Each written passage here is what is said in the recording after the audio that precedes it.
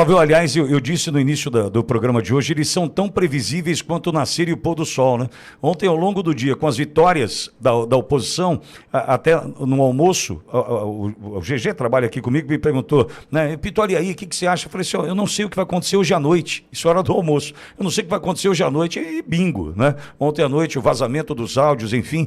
Agora, Flávio, eu também me preocupo muito com a estrutura de uma polícia que deveria ser uma polícia do Estado, a Polícia Federal, sendo utilizada para o vazamento de uma questão política, não tem nada técnico ali, é um vazamento para tentar atacar politicamente os adversários de quem está na Suprema Corte. É um negócio inimaginável que a estrutura da Polícia Federal hoje esteja sendo usada para isso, né, Flávio? Eu lamento muito, eu tenho certeza que a maior parte dos nossos policiais federais não concorda com isso, né? Muitas vezes, né, tem vontade de falar e se posicionar, mas prefere não botar a cabecinha para fora para também não virar vítima desse sistema que age completamente fora da lei, né? Se for preciso, esses áudios que são divulgados são fofocas, né? Seria uma pauta para um jornal de fofoca. Não tem absolutamente nada a ver com a investigação, mas isso eles já tinham esses áudios há muito tempo, né? Porque, pelo que eu entendi, são oriundos aí quando colocaram a tornozeleira do meu pai e apreenderam pela enésima vez o telefone celular dele. E ele tanto não tem nada a esconder que nem senha ele coloca no aparelho celular dele, né? E apesar de isso ter sido uma constância, desde lá da primeira vez, quando o Alexandre de Moraes faz a chamada Fishing Expedition, que é a pescaria probatória, né, para quem não é do mundo jurídico, é aquilo, não tem fundamento nenhum para você fazer uma busca e apreensão e pegar o celular de alguém. Mas vamos fazer assim mesmo, que vai que a gente consegue jogar essa rede e a gente puxa e vem algum peixe, vem alguma coisa que interessa. É isso que ele tem feito ao longo do tempo, é uma prática que sempre foi execrada por magistrados sérios no Poder Judiciário, sempre foi execrada e é usada como fundamento, Pitoli, para o cancelamento de diversos processos no próprio Supremo Tribunal Federal.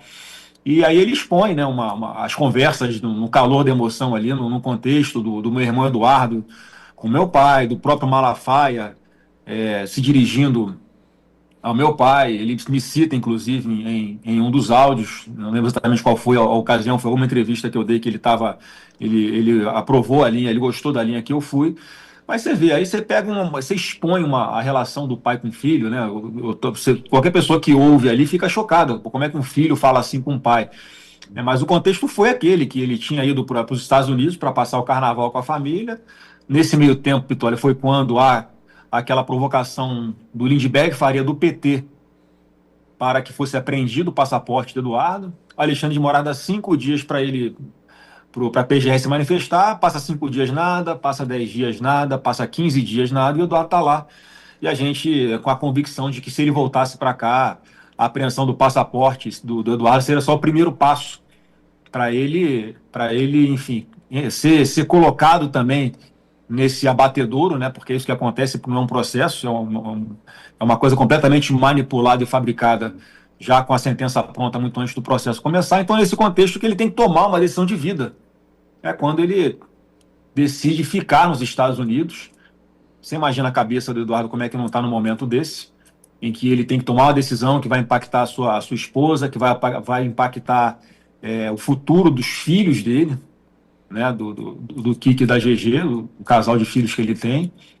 E naquele momento ali ele está na cabeça dele se expondo buscando algo que eu concordo que tem que haver alguma coisa de fora do Brasil, porque aqui dentro não há mais o que fazer para que a gente resgate a nossa liberdade, para que a gente resgate a nossa democracia. E tem aquela troca de farpas dele com meu pai, no áudio que vaza, mas ninguém dá ênfase, porque logo na sequência o Eduardo pede desculpas para meu pai, porque obviamente não é assim que um filho se dirige a um pai, né? Mas era um momento ali, o calor da emoção, e às vezes acontece. Se a gente começar a trazer a público as discussões que às vezes você tem com um amigo, você tem com a esposa, ou com o marido, ou o jeito que você tenta corrigir um filho, se isso é explorado publicamente, tirado do contexto, você vai sofrer um linchamento público, que é isso que o Alexandre de Moraes gosta de fazer. Então, assim, eu acho que a palavra que eu encontro, Pitório, para Alexandre de Moraes hoje é que ele é uma pessoa asquerosa, uma pessoa que joga muito baixo, Sim. uma pessoa que não tem limites para expor uma relação familiar, que não tem nada a ver com o processo, repito, com a única intenção de manipular a opinião pública, de atacar o presidente Bolsonaro e o seu grupo, porque isso não tem nada a ver com o processo, não dá embasamento para nada. Então, qual o objetivo de ele vazar essas informações? Eu estou falando que ele que vaza porque ele deveria ter o controle disso. Eu não estou vendo ele instaurar nenhum inquérito para dar 48 horas para a Polícia Federal investigar quem foi que fez o vazamento, né? Então, só posso entender que ele está sendo conivente com isso tudo, infelizmente.